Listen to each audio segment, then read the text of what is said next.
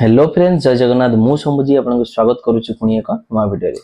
तो फ्रेंड्स, पुणी थे आसी जाइए होमगार्ड नियुक्ति आपण मान पुणी थे सुवर्ण सुजोग। आपण मैंने होमगार्ड नियुक्ति आवेदन करें।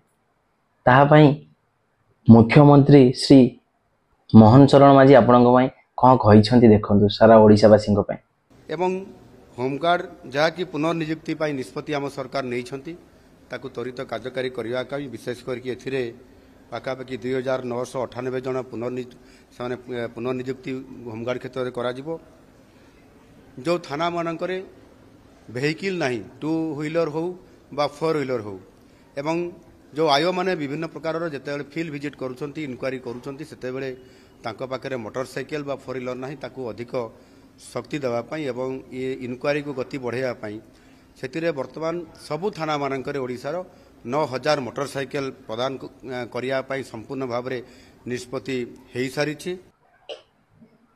तो फ्रेंड्स, जो माने होमगार्ड नियुक्ति जो माने होमगार्ड सर्विस इच्छुक थिले बा आशा आकांक्षा बसी विगत 5 वर्ष हो गलानी होमगार्ड किसी नियुक्ति बाहरी ना कि बाहर बोली तार किसी घोषणा नाला से सुवर्ण सुजोग से होमगार्ड रे सर्विस करने निज निज जिले में आवेदन करें एवं सफलपूर्वक होमगार्ड रे सर्विस करें।